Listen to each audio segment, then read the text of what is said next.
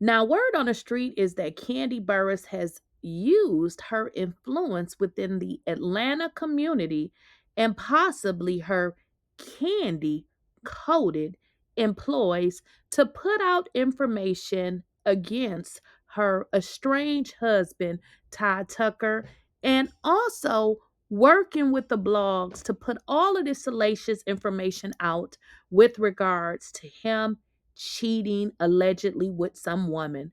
But the most interesting part about this is if this was true, why was this not provided in the divorce petition with proof?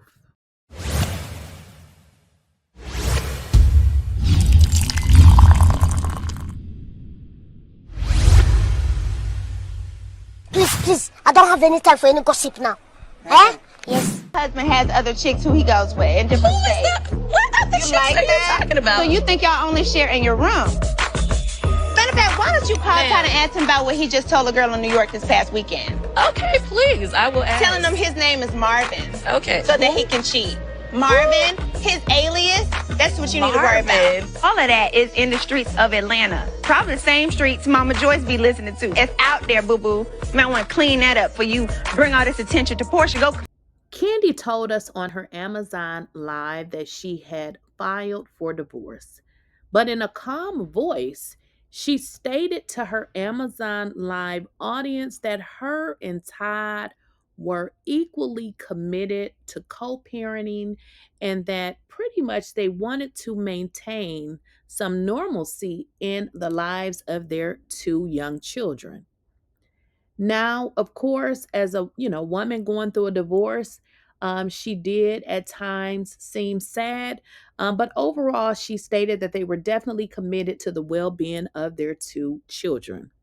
Well, things changed really, really fast because not even a week after doing this Amazon Live, Kandi amended her original complaint for divorce and she is seeking sole custody of her two minor children, which is very different than the original divorce filing that she had originally filed. Now, it's certainly nothing wrong with a mother asking to make all the decisions as it comes to her children. But the most interesting part about this case is when Kandi originally filed, she said that she wanted to split the custody with Todd. Of course, when Todd filed his answer, he saw things a different way. And in fact, in his divorce response, he pretty much said, listen, I'm taking care of the kids anyway. The kids are with me, they're living with me anyway. And I want to be the one that has the sole responsibility of making major decisions about the children as it relates to education and things of that nature. Now, that did not set too right with Kandi because she immediately got her attorney, which everybody is saying is an amateur, by the way, because this lady has not made, multiple errors in the first petition. Even in the second petition, she made loads of errors. But we're not even touching on this scandalous attorney of hers. We're simply saying that Kandi went from one mood to immediately swinging into action and changing everything that she had originally stated. I'm sorry about you and Todd. Okay, so yeah. I've been going through it. Life has been lifing me. Okay. I filed for divorce on Friday. And yeah. Right now it's a pretty crazy time. Anyway, Ali says, will you do a speak on it about current news? Yeah, I will. Yeah, I guess, yeah, eventually. And me being the Taurus that I am, I like to keep those moments to myself. When I was on Housewives, I really couldn't keep moments to myself when I got upset, so y'all would catch me crying. But in real life, I don't really like for those moments to be shared with the world. I am up and down. And to be clear, yes, I filed Friday, but this is something that, has been brewing for a while. So all the times you be seeing me online like, all of that means nothing. As Kandi stated in her Amazon Live, she said, hey, just because y'all see me on live or online or live being like, hey, and smiling, it don't mean nothing. And I have to agree. This is what she had to say as she posted memories of different things throughout this time. She said, this is what I look like when I'm going through something. I show up for my family. I show up for my friends. I show up to handle business and show up with a smile, all while on the inside, I'm emotionally broken. In every pic of this video, I was internally dealing with something life-changing that most of the people in the pics with me had no clue of my inner stress and sadness. This is not being fake. This is just how I deal with things. I internalize and deal with it alone. I'm the poster child for the saying, check on your strong friend, because you never know what they are going through. I normally don't like to share stuff like this, but I was listening to this old song that I wrote years ago and felt like it perfectly described how I feel. Now, Kandi decided to be vulnerable with her audience and with people on Instagram, which was a little different, for her. But she did decide to be vulnerable. What's up, y'all? I just wanted to say thank you to every single person that texted, that sent a DM, a message, called, just showed love to me in any way. I appreciate you. I'm so thankful. I'm so grateful for all the love. I've just been rehearsing, and obviously this is a crazy time. And, the other day I guess I was having a moment, but I'm thankful to you guys. I'm back to being my normal tourist self. So I'm just, moving forward and looking for, the sun to come out. How about that? But I'm looking forward to all the good days. And today was a good day. It was a great day in rehearsal. Today was a good day. And so for everybody that's tried to call me today, but I was in rehearsal, don't be worried. I'm okay. I'm okay. All right. Now let's get into Todd. Todd posted a heartfelt message, which right now shows up at 3 days ago on his Instagram. And he did get a lot of people to respond. In this message was posted to his mother. Rest in peace to his mom, Sharon. This is what Todd said. Mama, I hope you are resting well. I need you more than ever right now. You've raised a good man that will continue to make you proud. My boy, Ramon_1K, died yesterday. Tell him I said, what's up? I have a lot of unfinished business down here, but I look forward to the day I'll see you again. And if you see God, tell him I'm doing my best. And I have faith in this journey he has me on, because I know I'm destined for greatness. Love you, the best damn son in the world. And the people loved that message. They hearted it. They left him messages under that. But listen, y'all know on this channel we ain't one-sided, and we're just going to talk about each side of this thing as it comes. What I did notice is when Todd posted that message approximately 3 days ago, Kandi posted a message that next day. And in her message, it was similar, but obviously she wasn't talking about any death, but she was basically saying how she was feeling or had been feeling sad and people never knew what she was going through. Well, this is what it's coming down to. It seems like Kandi may be playing this game. Obviously, people love her here in Atlanta, but it seems like there is a bunch of information out in these blogs that is suggesting some information about Todd, and it doesn't seem like it is true at all. Kandi reportedly discovered Todd was communicating with other women behind her back before filing divorce. She had no idea. So let's do a couple things.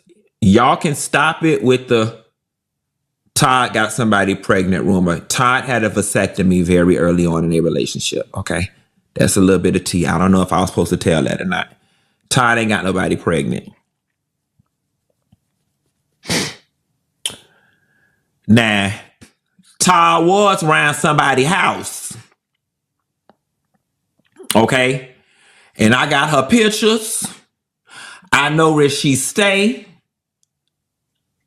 And I know her name.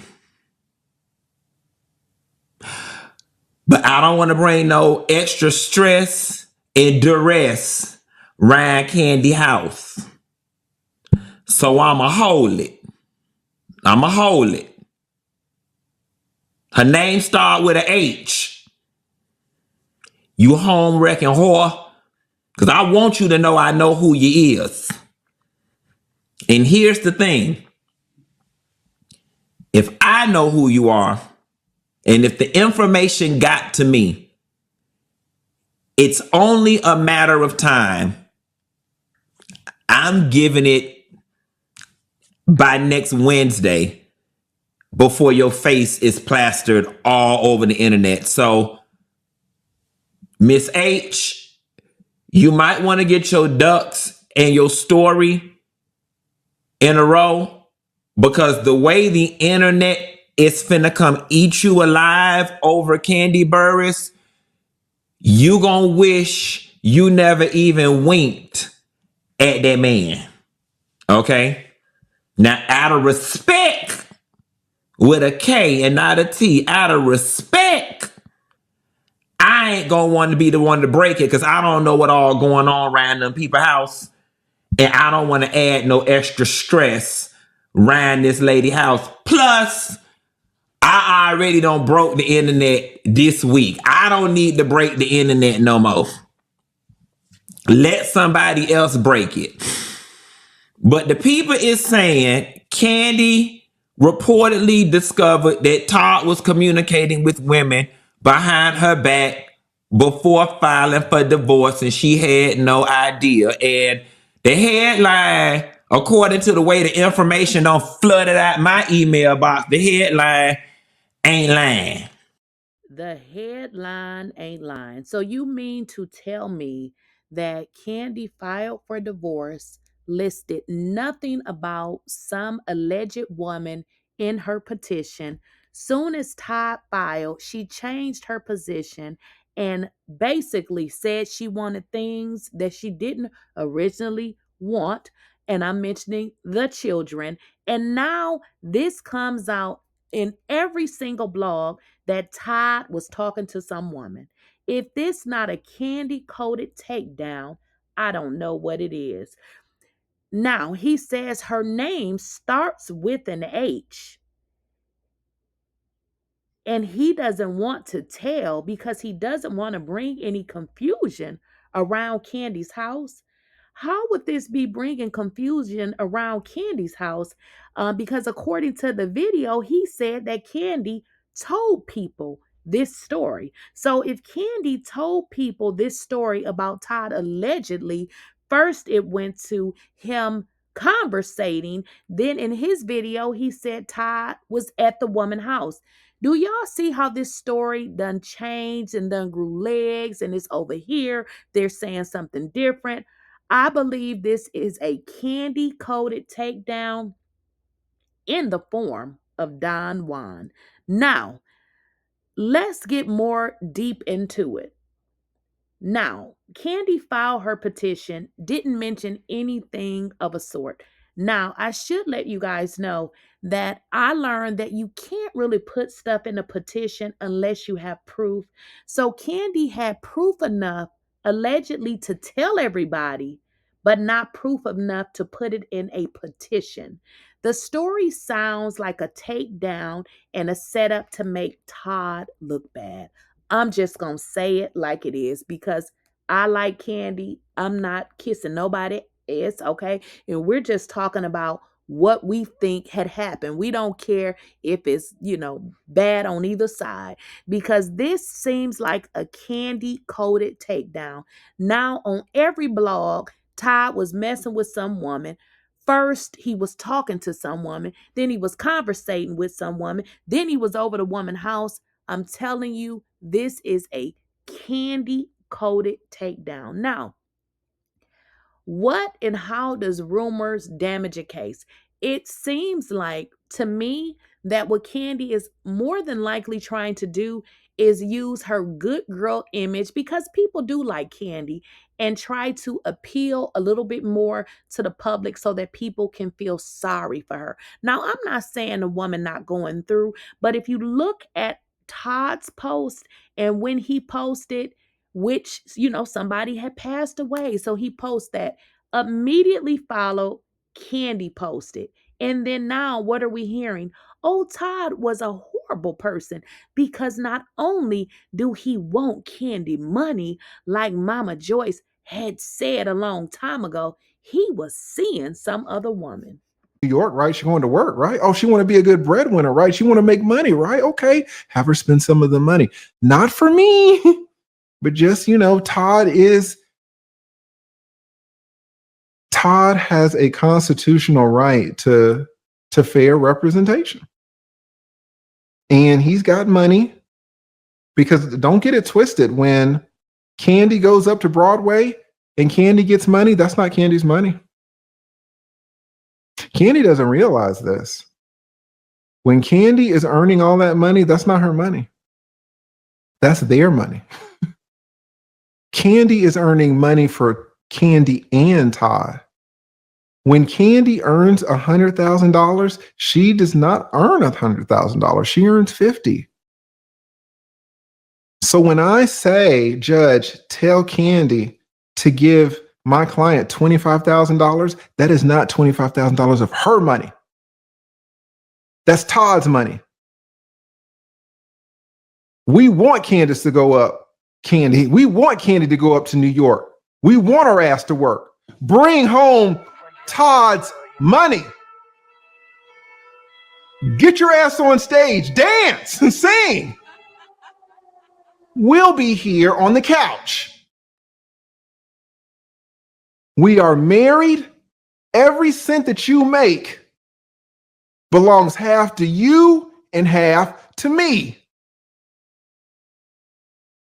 So when I ask for $25,000 and $10,000 a month, I'm asking for access to Todd's money, not her money. Well, she made the money. It doesn't matter who made it. It's their money. Tell her to fucking dance on stage. And then send $10,000 of Todd's money to him to pay for me.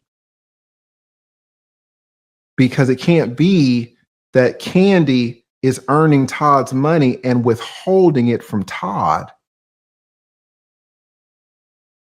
Kandi has to give Todd her money.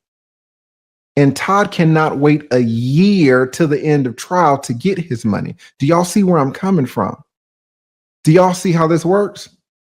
This is how attorney's fees works. This is the rationale. Todd needs representation in this case. This is a very complicated case. And I'm charging his ass $600 an hour. So we want Kandi to get her ass on stage in Broadway, sing and dance, get those checks, send me $10,000 a month so I can represent Todd.